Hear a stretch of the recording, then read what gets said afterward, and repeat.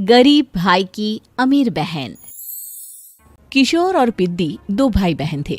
पिद्दी बहुत खर्चीले स्वभाव की थी। वो जितना कमाती अपने ऐशो आराम में पैसे उड़ा दिया करती। लेकिन किशोर समझदार था, घर को साथ लेकर चलना जानता था। अपनी बहन के जितना कमाता तो नहीं था, लेकिन फिर भी वो किसी तरह घर का खर्च चला लेता था। एक दिन पिद्दी किशोर से कहती है, किशोर तुम थोड़ा ज्यादा क्यों नहीं कमाते? मेरे दोस्त रोज मेरा मजाक उड़ाते हैं। अरे बहन, मैं कोशिश तो कर रहा हूँ। अच्छा सुनो, अगले महीने रक्षाबंधन है, मुझे सोने का हार चाहिए, इससे कम कुछ भी ना लूंगी। अरे दिला दूंगा बहन। किशोर को पूरी रात नींद नहीं आती। उसके दिमाग में बस ये चल रहा था कि उसकी माली हालत इतनी बिगड़ चुकी है, अब वो सोने का हार कहाँ से लाएगा। अगले दिन किशोर सुबह सुबह घर से ये बोलकर निकल गया कि पिद्दी, मैं गांव से बाहर जा रहा हूँ, कुछ दिन घर नहीं आऊंगा। किशोर ने अपने काम के साथ साथ फेरी में कपड़े बेचने भी शुरू कर दिए, जिससे वो ज्यादा से ज्यादा पैसे कमा सके। रात में वो एक बिल्डिंग की चौकीदारी भी करने लगा। अपने काम से थोड़ा बहुत समय निकालकर बस कुछ घंटे की नींद ले पाता था। और कब वो कुछ दिन एक महीने में बदल गए और रक्षाबंधन भी आ गया, पता ही नहीं चला। लेकिन किशोर अभी तक घर वापस नहीं लौटा। जहां वो काम करता था, पिद्दी के नाम का गुल्लक रखा हुआ था। किशोर ने उस गुल्लक को फोड़ा और सारे पैसे इकट्ठा करके एक सोने का हार खरीद लिया। घर में पिद्दी किशोर का इंतजार कर रही थी। तभी किशोर आता है। कहाँ चले गए थे? 4 दिन का कहा था और 1 महीने से पता नहीं कहाँ गायब हो गए थे। मैंने बस एक हार मांगा था और तुमने तो घर ही छोड़ दिया। अरे मुझे थोड़ा काम मिल गया था।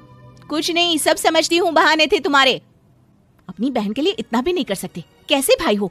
चलो यहाँ बैठो, राखी बांधती हूँ। पिद्दी ने किशोर को राखी बांधी। वैसे ही किशोर ने अपनी बहन के हाथ में सोने का हार रख दिया। उसकी खुशी का कोई ठिकाना नहीं था। वो मिठाई खिलाए बिना ही नेकलेस लेकर चली गई और शीशे के सामने अपने गले में हार रखकर देखने लगी। किशोर ने लड्डू उठाया और खुद ही खा लिया। ऐसे कई साल गुजर गए। एक दिन पिद्दी की नौकरी छूट गई। अब वो पूरी तरह किशोर पर डिपेंड हो गई थी। आए दिन किशोर को अपने महंगे महंगे शौक गिनाकर उससे पैसे मांगा करती थी। किशोर कुछ पैसे देना, मुझे पार्लर जाना है। किशोर बिना कुछ बोले उसे पैसे दे देता। ये क्या, 500? अरे इतने में तो मुझे पार्लर में एंट्री मिलेगी बस। अच्छा देता हूँ ना ज्यादा। अरे कैसे भाई हो, अपनी बहन के लिए इतना भी नहीं कर सकते।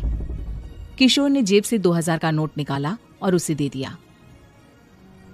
किशोर गरीबी में रह लेता था, लेकिन अपनी बहन को कभी कोई कमी नहीं होने देता था। बेटा, पिद्दी तुम्हारी बहन है, उसे कभी किसी चीज की कमी मत होने देना और उसका ध्यान रखना, क्योंकि भाई का फर्ज होता है अपनी बहन का ध्यान रखना। किशोर ने माँ की कही ये बात हमेशा के लिए याद कर ली थी। शायद माँ की इसी बात की वजह से किशोर पिद्दी की हर जिद पूरी करता चला आ रहा था। किशोर, आज मैं अपने दोस्तों के साथ पार्टी करने जा रही हूँ, मुझे कुछ पैसे दो ना। किशोर पिद्दी को समझाता है, लेकिन पिद्दी नाराज होकर चली गई और अपने कमरे में सुबक सुबक कर रोने लगी। किशोर अपनी जेब से कुछ पैसे निकालता है और पिद्दी को दे देता है। किशोर खुद कभी अच्छे कपड़े नहीं पहनता, लेकिन पिद्दी को राजकुमारी की तरह रखता। पिद्दी के जाने के बाद किशोर अपने काम पर निकल गया। एक तरफ पिद्दी अपने दोस्तों के साथ मस्ती कर रही थी, तो वहीं दूसरी तरफ किशोर पैसे कमाने के लिए कड़ी मेहनत कर रहा था। कुछ और दिन ऐसे ही बीत गए।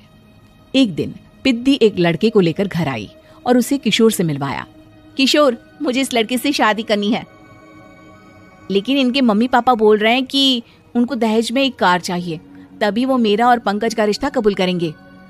लेकिन बहन, कार खरीदना कोई सब्जी खरीदने के बराबर तो नहीं है। अरे कैसे भाई हो तुम, अपनी बहन के लिए इतना नहीं कर सकते? देखो, मैं ज्यादा इंतजार नहीं कर सकती, तुम्हें 1 साल में मेरे लिए कार खरीदनी ही होगी। अच्छा पंकज, एक काम करो, कल तुम अपने माता पिता को घर बुला लो, मैं उनसे तुम्हारे और पिद्दी के रिश्ते की बात कर लेता हूँ। अगले दिन किशोर के छोटे से घर में पंकज और उसके माता पिता आते हैं।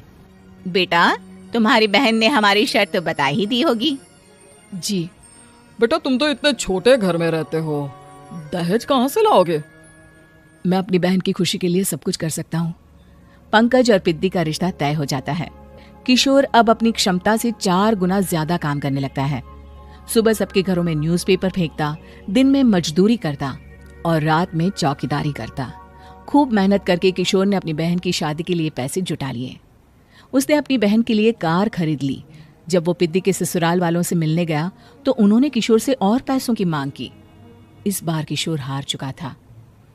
पिद्दी माफ करना, मैं तुम्हारी शादी उस लड़के से नहीं कर सकता। वो लालची लोग हैं, उन्हें सिर्फ पैसों से मतलब है। देखो किशोर, मैं पंकज से ही शादी करूंगी। क्योंकि पिद्दी ने तो किशोर की बात न मानने की जैसे कसम खा रखी थी। किशोर ने पंकज को घर बुलाया। पंकज, तुम अपने माता पिता को समझाते क्यों नहीं हो? भैया, वो हमारी शादी के लिए मान गए, मेरे लिए तो यही बहुत बड़ी बात है। हम एक काम कर सकते हैं, दहेज की रकम में से कुछ पैसे मैं आपको दे देता हूँ। अरे लेकिन समाज वाले क्या कहेंगे? अरे जब दुनिया को पता चलेगा तब ना।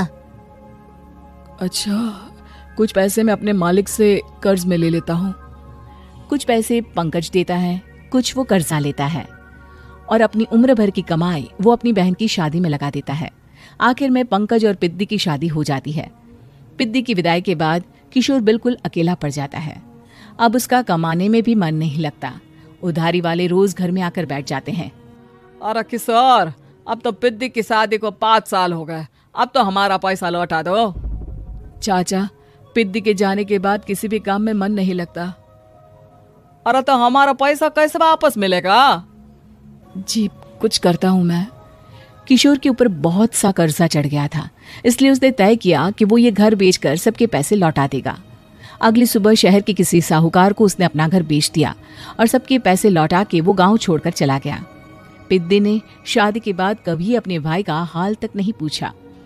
किशोर को फर्क नहीं पड़ता था, बस ससुराल में उसकी बहन खुश है ये जानकर उसे खुद की खुशी मिलती थी और ये सोचकर कि उसने माँ से किया हुआ वादा पूरा कर दिया।